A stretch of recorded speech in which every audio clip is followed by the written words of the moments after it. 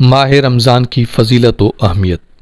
حضرت ابو ہریرہ رضی اللہ تعالی عنہ سے روایت ہے کہ رسول اللہ صلی اللہ علیہ وآلہ وسلم نے ارشاد فرمایا کہ جب رمضان کی پہلی رات ہوتی ہے تو شیاطین اور سرکش جنات قید کر دیے جاتے ہیں اور دوزخ کے سارے دروازے بند کر دیے جاتے ہیں، پھر اس کا کوئی دروازہ کھلا نہیں رہتا، اور جنت کے تمام دروازے کھول دیے جاتے ہیں، پھر اس کا کوئی دروازہ بند نہیں رہتا، اور اعلان کرنے والا فرشتہ یہ اعلان کرتا ہے کہ اے بھلائی یعنی نیکی اور ثواب کے طلبگار، اللہ تعالیٰ کی طرف متوجہ ہو جا، اور اے برائی کا ارادہ رکھنے والے، برائی سے باز آ جا، کیونکہ اللہ تعالیٰ لوگوں کو آگ سے آزاد کرتا ہے۔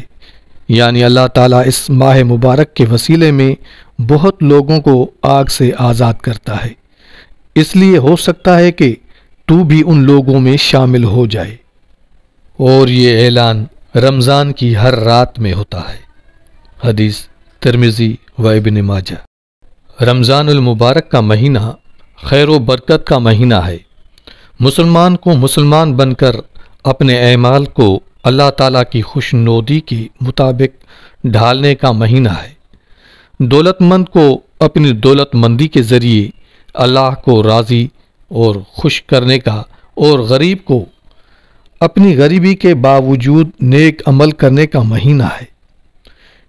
یہ مہینہ آتا ہے تو فضا کو پر نور بنا دیتا ہے، ایمان والوں میں مسرت کی لہر دوڑا دیتا ہے، بڑی عمر کے لوگ خلوص عمل کے ساتھ نیکی پر کاربند ہوتے ہیں، چھوٹی عمر کے بچے ان کو دیکھ دیکھ کر ان کے ساتھ عبادتوں میں شامل ہو جاتے ہیں، اور حتیٰ کہ فجر کی نماز میں بھی شامل ہوتے ہیں۔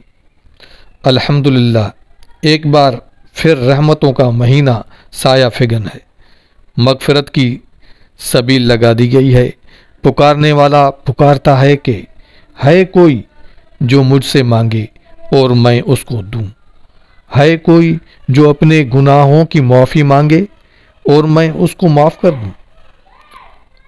اللہ تعالیٰ کا اپنے بندوں پر کرم بے حساب ہے، وہ بندہ نواز اپنے بندوں کو نوازنے کے لیے، انہیں معاف کرنے کے لیے بہانے تلاش کرتا ہے۔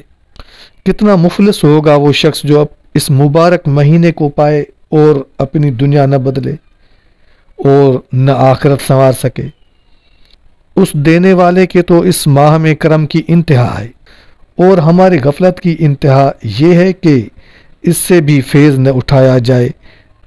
دینے والا تو بے دریغ لٹا رہا ہے، اور لینے والے اگر غفلت میں پڑے رہیں تو اس سے بڑی بدنصیبی اور کیا ہوگی۔ رمضان کی برکتوں کا اندازہ لگانا ہے تو اس بات سے لگائیے کہ جب رمضان آتا ہے اللہ تعالیٰ کے حکم سے شیاطین قید سلاسل کر دیے جاتے ہیں، جنت کے دروازے کھول دیے جاتے ہیں، اور دوزخ کے دروازے بند کر دیے جاتے ہیں۔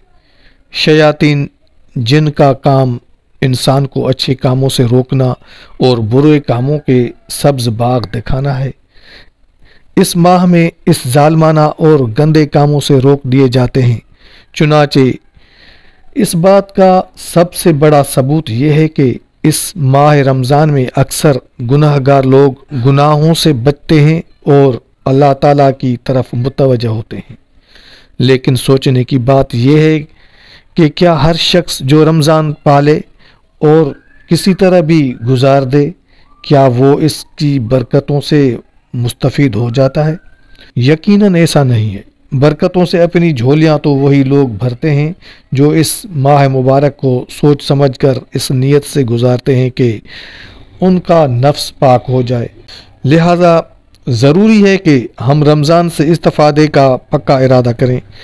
رمضان سے پورا فائدہ اٹھانے کے لیے یہ بھی ضروری ہے کہ ہم اپنی مصروفیات کو پیش نظر رکھتے ہوئے اپنے لیے ایک ایسا نظام اوقات مرتب کریں جس میں عبادت اور مطالعہ قرآن و حدیث کے لیے زیادہ سے زیادہ وقت نکالا جائے۔ اللہ تعالیٰ تمام مسلمانوں کو اس ماہ مبارک سے پوری طرح مستفید ہونے کی توفیق عطا کرے، کہ توفیق بھی تو وہی دیتا ہے مگر ان کو جو طلب کرتے ہیں، یہ نہیں کہ توفیق کے انتظار میں ہاتھ پیر توڑ کر بیٹھے رہیں۔ اللہ تعالیٰ تو اپنی محبوب قوم کی حالت بھی اس وقت تک نہیں بدلتا جب تک کہ وہ خود کوشش نہ کرے۔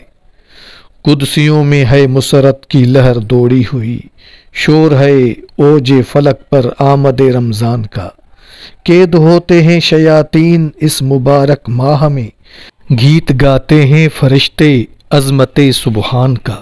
سبحان اللہ۔